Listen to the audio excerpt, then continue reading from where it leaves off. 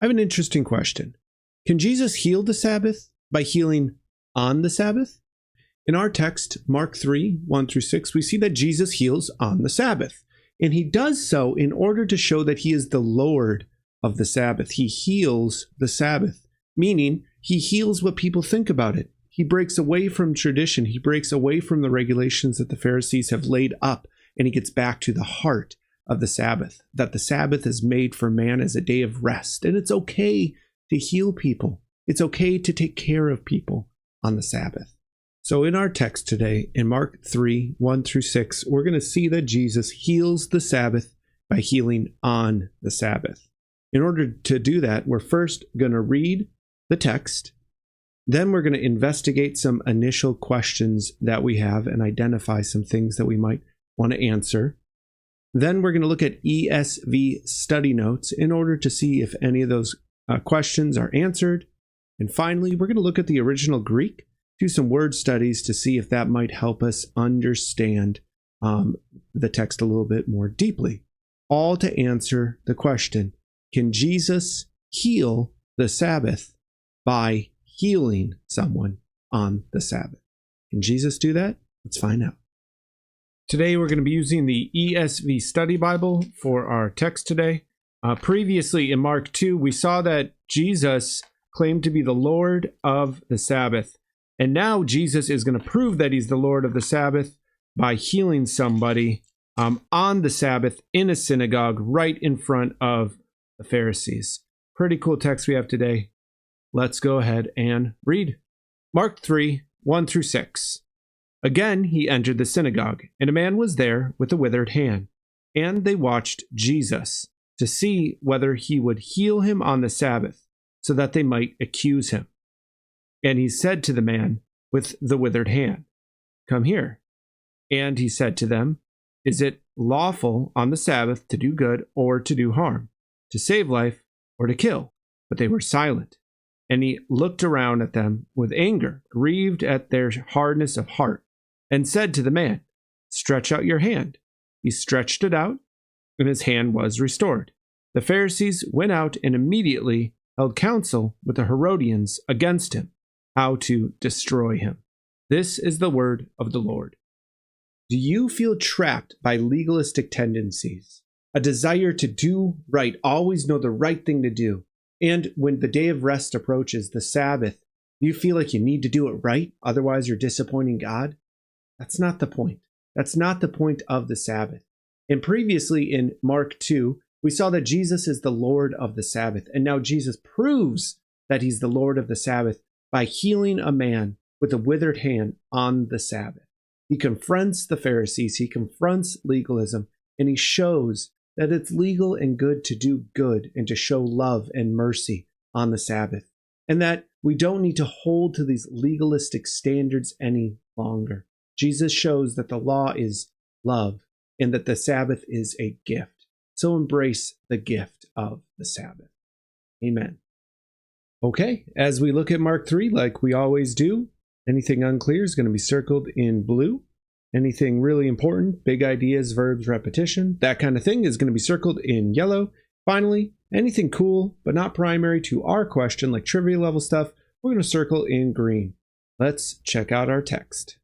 Here we are in our text, and the first thing that I see is the word synagogue. That's where this is all happening. And a synagogue is a place where the Pharisees and the scribes teach the law of God to Israelites. It's not the temple where they do all the sacrifices. Synagogues are oftentimes in every single small town, so everyone can always study the Torah. So they went into a synagogue, and there's a man with a withered hand. And this word is repeated at least twice, and so we need to know probably what it means to be withered. That's the condition this guy has. It might be important for us to know exactly the condition that he has. And interestingly, the Pharisees are watching Jesus closely. This might be another thing to look into, because how are the Pharisees watching Jesus? They're watching him this way. They're watching him closely so that they might accuse him. And so I think this accusation and how they're looking at Jesus they're connected to one another, and they're actually watching too if Jesus is going to heal. And the question is up in the air: is Jesus going to heal? By healing on the Sabbath, Jesus is technically working. So this is another word that we've talked about a bit, Sabbath. It's the seventh day. It's the day of rest. 6 days God worked and created everything, and on the seventh day he rested. So now we rest on the seventh day as well. So the Pharisees are saying, hey, if you heal people, you are breaking the law. You're breaking the law of the Sabbath. Jesus is like, that's not really how it works. You're not following the heart of the law. So Jesus points this out. He says, is it lawful to do good or to do harm? Well, obviously it's lawful to do good. Is it lawful to save a life or to kill? Obviously the Pharisees, they're the keepers and teachers of the law. They know the answer. It's lawful to do good and it's lawful to save a life. So they kept silent because they're accusing him. They want to trap him. They're watching closely if he's going to heal, because they're going to be mean about it and try and corner him. And then Jesus looks at them and gets really angry and sad. He feels anger and grieved at the hardness of their heart. If you don't know what hardness of heart means, that might be important. It's probably not important to our question. Can Jesus heal the Sabbath by healing on the Sabbath? But if we can understand what hardness of the heart is from like a commentary, that might be kind of nice. But Jesus's feelings of anger and grief are really important, I think. These are feelings Jesus has had towards people that are basically sinful. And so this might be indicating how he feels towards us when we're sinful, or really cool, just look into Jesus's emotional mind and heart. So then Jesus says to the guy, stretch out your hand. He stretches out his hand and it's restored. Then the Pharisees and this group called the Herodians basically start conspiring how they're going to put him to death. And so if we know who the Pharisees are, they're the teachers of the law, and we don't know who the Herodians are, they actually don't get along. The Herodians support King Herod, and King Herod supports Rome, meaning the Herodians support the Roman Empire, and the Roman Empire is subjugating Israel, really treating them poorly. The Pharisees want to free Israel, and a lot of times from the Roman oppression. The Herodians want to support Rome. So a lot of times they don't get along, but in this case, when they're teaming up against Jesus, they are getting along. Jesus has basically shown, like, hey, I'm the king over the Sabbath. I'm the Lord over the Sabbath. I can heal on the Sabbath. You guys should be willing to do good and save life on the Sabbath. You're not understanding the heart behind the law. I'm going to heal the Sabbath, redeem it, take it back so that people can rest and enjoy worship on the Sabbath. The Pharisees didn't like this. They got upset at Jesus and teamed up with people that they didn't even like in the first place in order to plot how they could condemn Jesus and kill him. So right away, we've got a lot of different questions to answer. What is a withered hand? Why is that important?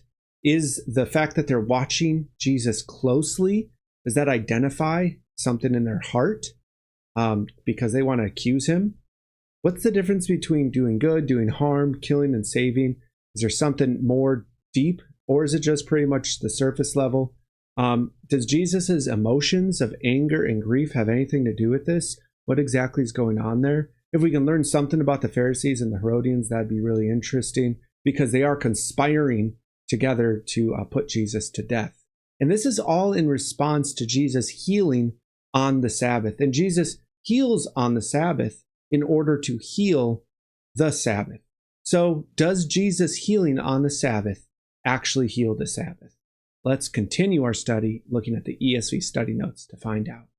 Now we're going to go ahead and look underneath the text at the study notes, and we're going to pop them up onto the screen so we can look at them a little bit closer. So let's go. Now we're going to check out the ESV study notes from BlueLetterBible.org. Go into more detail about this website when we do the word studies, but for now, let's check out the study notes, the commentary on Mark 3:2. The scribes believe that healing is a form of work, kind of like we thought, and it's thus not permitted on the Sabbath. It's a big deal.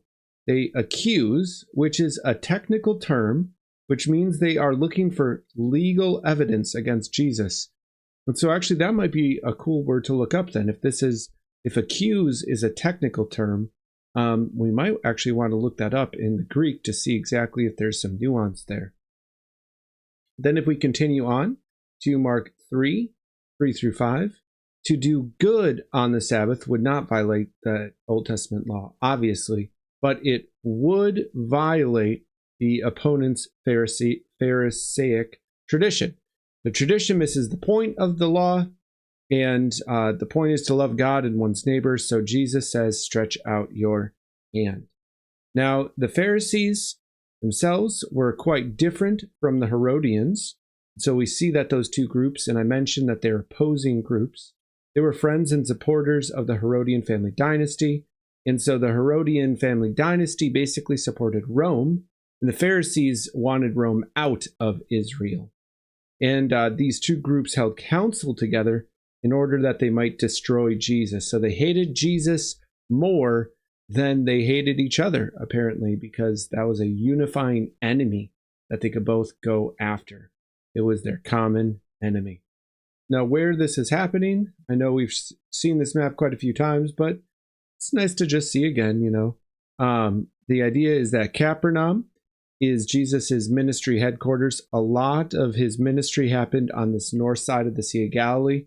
That's where he called the disciples to follow him. A lot of them, that's where he called the tax collector, who was probably collecting taxes from the fishermen, which created probably a really interesting dynamic at camp.